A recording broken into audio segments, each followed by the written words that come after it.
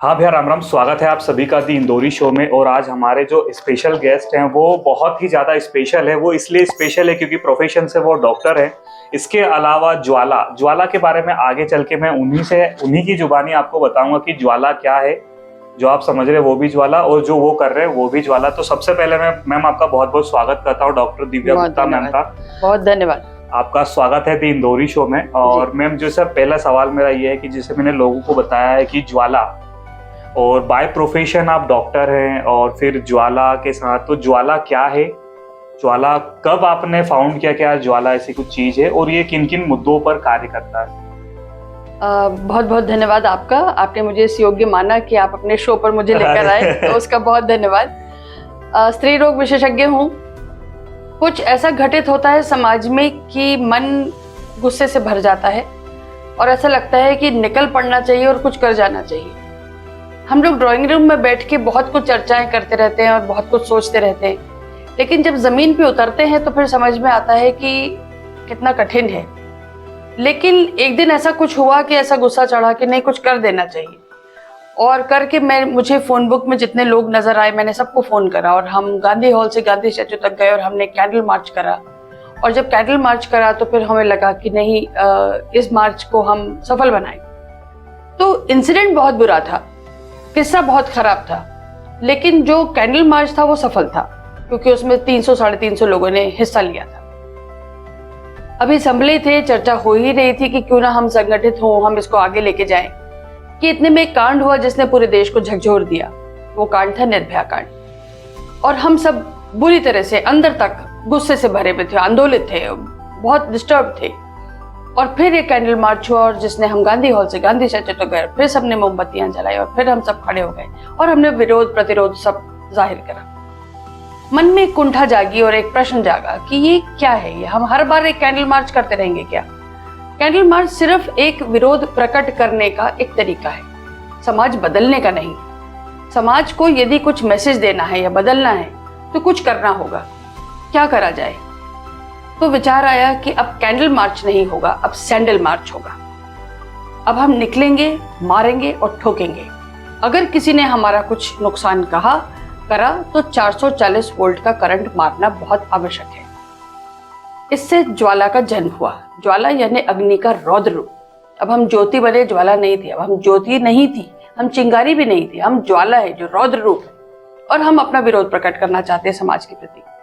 हम school to school, college to college, जहां जहां जिसने जब जब बुलाया हम गए और हमने आत्म सुरक्षा सिखाना शुरू करा। कुछ कहीं से शुरू हुआ ये सफर, बढ़ते बढ़ते बढ़ते बढ़ते 12 साल के इस यात्रा में 5 लाख लड़कियों तक हम कब पहुंच गए पता ही नहीं चला। किसी ने हमें पैसे दिए, किसी ने हमें पैसे नहीं दिए, किसी ने हमें कुछ कहा, किसी ने हमें बुरा कहा, किसी ने 5 लड़कियों में बुला लिया, किसी ने 1000 में बुलाया, किसी ने 500 में बुलाया, किसी ने 10,000 का कैंप भी करवा लिया। लेकिन वो सफर बहुत अच्छा सफर है। एक सेंस ऑफ सेटिस्फैक्शन है इस बात को लेकर कि आज जब हम एक सेशन स्टार्ट करते हैं तो सेशन के पहले एक दबी हुई सी लड़की, जिसकी आवाज नहीं निकलती, जिसको समझ में नहीं आता कि मैं क्या कहूंगी, कैसे करूंगी, लेकिन जब वो सेशन खत्म होता है तो तब तक उसकी आंखों की एक चमक आती है, और वो जो चमक देख के हमको सेटिस्फैक्शन आती है कि हमने जो कहा और करा उसका कितना असर हुआ, वो देख के बहुत अच्छा लगता है कि हाँ, हम उस लड़की तक पहुंच पाए। उसको कम से कम हमने कॉन्फिडेंस तो दिया कि तुम विरोध प्रकट कर सकती हो। मैम, जैसे आपने बताया कि 12 साल का जो सफर है, तो 12 साल में क्या क्या ऐसी कठिनाइयां आई? क्योंकि जब आपने कैंडल मार्च किया तब तो क्या होता है ना, लोग सपोर्ट करते हैं चीज़ों को लेकर, लेकिन जहां बात लड़ाई की आती कि यार अब हमें किसी चीज़ के लिए लड़ना चाहिए, तो वो स्थिति कैसी थी? जिसे आज 12 साल है, आज 12 सालों में बहुत कुछ हमने अचीव किया है, हम देख ही पा रहे हैं। तो इन 12 सालों में क्या क्या कठिनाइयां आपने फील करी, फेस करी, या बहुत सारे लोगों के आपने अलग अलग चेहरे भी देखे होंगे? बिल्कुल, ये आपने बहुत अच्छी बात कही कि मैंने सचमुच बहुत सारे नकाब उतरते हुए देखे, बहुत सारे चेहरों के असली चेहरे दिखाई दिए। और ये मेरे लिए बहुत अच्छा एक्सपीरियंस भी रहा, क्योंकि उससे आपका खुद का एक लर्निंग एक्सपीरियंस होता है और नित्य प्रतिदिन आप अपने आप को मैच्योर पाते हैं। अच्छे अच्छे धनाढ्य लोग आपसे अपेक्षा करते हैं कि आप फ्री में वर्कशॉप कर दीजिए। हमारे पास पैसे नहीं हैं। बड़ी बड़ी गाड़ियों से उतरते हैं, डायमंड्स पहने हुए होते हैं, बड़े बड़े बैग्स लिए हुए होते हैं, लेकिन सेल्फ डिफेंस करवाना है पर पैसे नहीं है। संस्था कैसे चलेगी? उस व्यक्ति को जो, मैं तो ठीक है, मुझे तो पागलपन है, मुझे तो जुनून है, मैं तो करने निकली हूँ, मैं तो करूँगी, लेकिन जो सेल्फ डिफेंस सिखाने जा रहा है व्यक्ति, जो एक एक्सपर्ट है, वो जब जाएगा तो मुझे उसको तो उसका पेट्रोल एक्सपेंस, उसके समय का जो दान दे रहा है वो उसका तो मुझे रेन्यूमरेशन देना होगा। लेकिन बड़े बड़े लोग उस समय आके अपने आप को कितना छोटा बना देते हैं, ये मैंने समाज का एक बहुत क्रूर आईना देखा है और वो अंदर से झकझोर देता है। तो उस समय में हम बहुत सारे लोग, जैसे अभी आपने बताया कि बड़े बड़े नकाब आपने उतारे हैं, उतरते हुए देखे हैं, तो उस समय ऐसे कोई लोग होंगे जो आपके साथ सपोर्ट में खड़े होंगे? क्योंकि हम हर बार यही कहते हैं कि यार लोगों ने हमारा सपोर्ट नहीं किया, लेकिन कुछ ऐसे चुनिंदा लोग भी होते हैं जो हमारे साथ डे 1 से खड़े होते हैं और वो आगे भी खड़े ही रहते हैं। बिल्कुल। तो कुछ ऐसे लोग भी आपको मिले होंगे लाइफ में? बिल्कुल, ऐसे आपकी एक अंदर की कोर आपकी टीम होती है जो आप पर विश्वास करती है, जो आपके साथ साए की तरह रहती है और जो आपको उन बुरे दिनों में भी आपको एक सबलता देती है या एक प्रमोशन देती है, या कहती नहीं कोई बात नहीं, फिर उठेंगे, फिर चलेंगे, फिर कारवां शुरू होगा। और वो आपके लिए हमेशा आपके साथ चलने वाली जो आपकी टीम होती है उसका होना बहुत आवश्यक होता है, क्योंकि वो आपकी रीढ़ की हड्डी है। अगर वो नहीं है आपके साथ तो आप कभी नहीं उठ पाएंगे और कभी नहीं चल पाएंगे। तो उन अनजान चेहरों को, जिनको समाज नहीं देख पा रहा है, जो मैं एक चेहरा हूँ लेकिन मेरे पीछे जो है खड़े हुए हैं, जो उस अंधेरे को ही अपना उजाला मानते हैं या मुझे ही आगे देख के खुश रहते हैं, उन बहुत सारे लोगों को मैं जितना आज धन्यवाद करूँ वो कम है।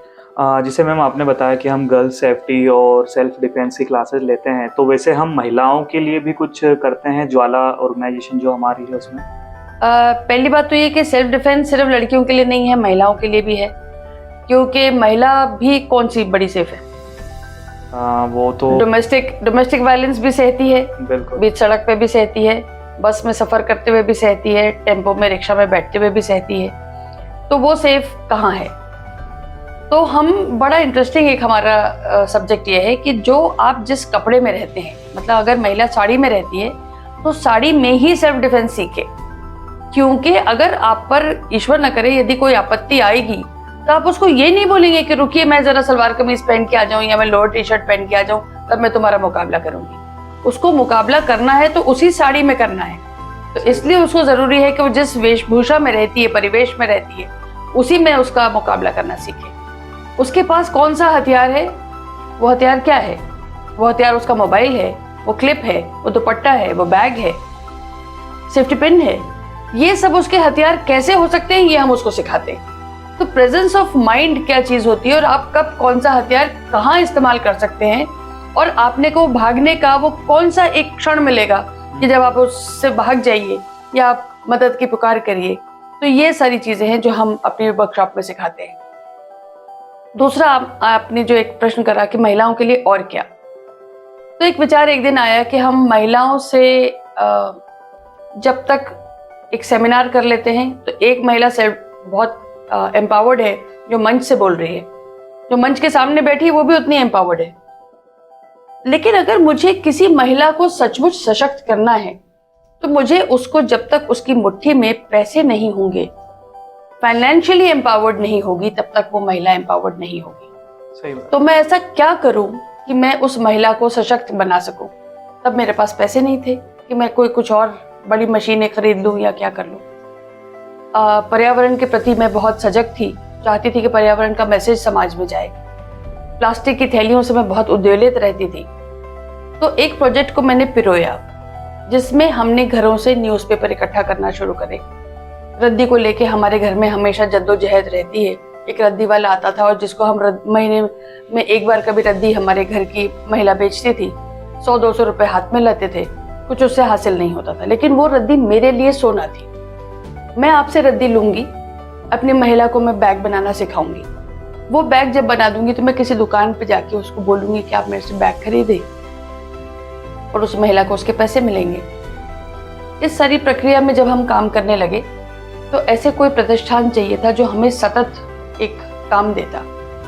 मैं बहुत आपके माध्यम से धन्यवाद देना चाहूँगी श्री माया सेलिब्रिटी का, जिन्होंने इसमें हमारा पूरा सहयोग दिया। और आज श्री माया सेलिब्रिटी के जितने भी काउंटर्स हैं पूरे शहर भर में, वहाँ पे जो बैग्स जाते हैं वो ज्वाला के जाते हैं। और 5 महिलाओं से शुरू करा हुआ सफ़र आज 500 महिलाएं हैं जो ये पेपर बैग्स बनाती हैं। और ये वर्क फ्रॉम होम का मॉडल है।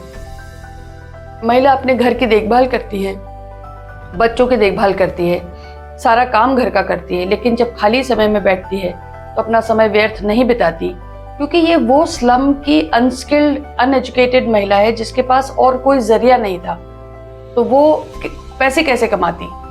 तो इस पेपर बैग प्रोजेक्ट से उसने पैसे कमाना शुरू करा। इनकी कहानियाँ बहुत अनंत हैं, बहुत सुंदर हैं, कभी बैठेंगे तो चर्चा करेंगे। और ये महिला आज अपने घर बैठ के पेपर बैग बनाते बनाते, आपको जान के आश्चर्य होगा, 2000 से लेकर 15,000 तक महीना कमा लेती है। बहुत अच्छी पहल है आपकी।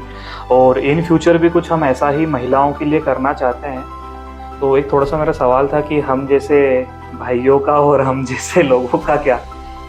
तो मेरा आपसे एक निवेदन है, आपके माध्यम से एक निवेदन है। निवेदन ये है कि कुछ ही वो गिनती के 4, 5, 6, 10 पुरुष होते हैं जो कुछ ऐसा कर जाते हैं जिनके कारण सारा पुरुष वर्ग बदनाम हो जाता है। अब महिला सशक्तिकरण या महिला पैरिटी की बात, जेंडर सेंसिटाइजेशन की बात अब महिला नहीं करेगी। अब समय आ गया है कि आप लोग उस काम को लें, क्योंकि बदनाम पुरुष वर्ग हो रहा है। बिल्कुल सही बात। और अब ये बात पुरुषों को पुरुषों से करनी चाहिए कि भाई क्या करने में लगे हुए हो, क्यों कर रहे हो। तो जो पुरुष अगर ये जिस दिन ये बेड़ा उठा ले कि हम बेटियों को तो हम शिक्षित करेंगे, लेकिन बेटों को संस्कारित होना बहुत आवश्यक है, एक नए समाज का गठन होगा, एक नए भारत का गठन होगा, एक उदयमान भारत होगा। और इस भारत की कल्पना सोचते ही हमको खुशी प्राप्त होती है। सही बात है। मैम, जैसे आपने बताया कि हम बहुत सारी ऐसी चीज़ें कर रहे हैं, तो इसमें हम कैसे लोगों को जोड़ते हैं, या अगर कोई हमसे जुड़ना चाहे, जैसे बहुत सारी महिलाएं होती है जो कहीं बोल नहीं पाती है, बहुत सारी ऐसी चीज़ें होती है जो कभी शेयर कर नहीं पाती है, तो हम उनको हमारे ऑर्गेनाइजेशन में कैसे जोड़ते हैं और कैसे फिर धीरे धीरे हम डेवलप करते हैं। जैसे आप बता रहे थे कि एक लड़की जब आती है स्टार्टिंग में आपसे, जब सेशन वो लेना स्टार्ट करती है, तो स्टार्टिंग में बोलते भी नहीं है, इसके बाद जैसे जैसे वो बनती है तो नारी अब अबला नहीं रही है, वो सबला बन गई है, और वो किसी का भी टाइम आने पर तबला बजा सकती है। तो वो एक प्रोसेस जो होती है आपकी, तो कैसे हम लोगों को रीच आउट करते हैं या लोग हमसे डायरेक्ट आके कनेक्ट होते हैं? ईश्वर की कृपा से अतिशयोक्ति ना होगी या मुझे इसका आप क्षमा भी करें, पर ज्वाला अपने तहत अब एक ब्रांड बन चुका है। और कई बार वेबसाइट से भी नाम लेकर लोग ढूंढकर फ़ोन लगा लेते हैं। हर दूसरे तीसरे दिन मेरे पास एक कॉल आता है, अननोन। और कभी रात के 2 बजे भी आता है, कभी कभी भी आ जाता है। ये वो कॉल्स हैं जिनको हम कहीं रजिस्टर नहीं सुन नहीं सकते, पर ये वो लड़कियां हैं, महिलाएं हैं। मुझे आज रात को मेरे पति ने शराब के नशे में बच्चों के साथ घर से बाहर निकाल दिया है। मैं सड़क पर खड़ी हूँ, मेरे पास जाने के लिए कोई जगह नहीं है। मैं कहाँ जाऊँ, क्या करूँ, मुझे नहीं समझ में आ रहा। पर वो इतनी पढ़ी लिखी है कि उसने गूगल से ज्वाला महिला समिति निकाल दिया और उसने वहाँ से नंबर ले लिया और मुझे कॉल कर लिया। कई बार ऐसा भी हुआ है कि किसी ने मुझे बोला कि मैडम ये लड़की जो महिला जो थी इतनी परेशान थी, आप विश्वास करेंगे स्टेशन के पुल पर से कूद रही थी, जान देने के लिए तैयार थी, बच्चे के साथ थी, और उन्होंने किसी तरह से बच्ची को बचाया और मुझे फ़ोन लगाया और मैं ढूंढते ढांढते उस महिला के पास पहुंची और फिर मैंने उसको रेस्क्यू करा, फिर मैंने उसको समझाया, हमने कहीं और उसको ठहराया। इस तरह से अनेकों कहानियाँ हैं।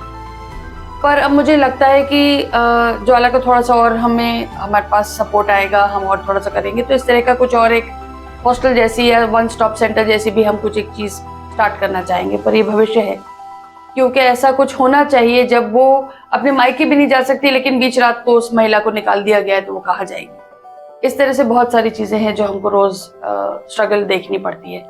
समाज के अनेकों अनेक रूप हैं और वो कुरूप चेहरे हमको दिखाई देते हैं। मैम, जैसे आप इतना अच्छा काम कर रहे हैं और हमारी भी यही दुआ है आपके लिए कि आप ऐसे ही आगे बढ़ते रहें, क्योंकि हम तो सिर्फ एक माध्यम है जो आपकी बातों को लोगों तक पहुंचा रहे हैं। और जो आप सोच रहे हैं वो बहुत जल्दी पूरा होगा, क्योंकि पूरा इंदौर शहर आपके साथ है और हर एक जनता आपका सपोर्ट करेगी।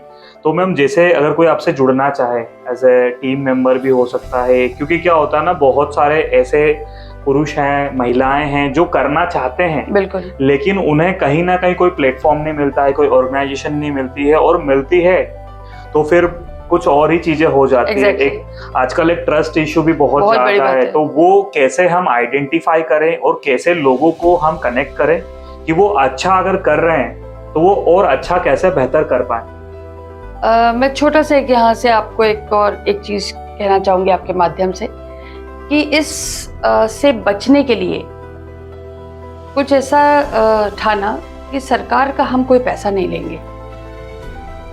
आज दिन तक ज्वाला पिछले अपने 11 वर्षों के सफर में बिना सरकारी पैसे के हम स्वयंभू अपने आप को जीवित रखे हुए हैं। कैसे जीवित रख रहे हैं वो हम ही जानते हैं, लेकिन रख रहे हैं।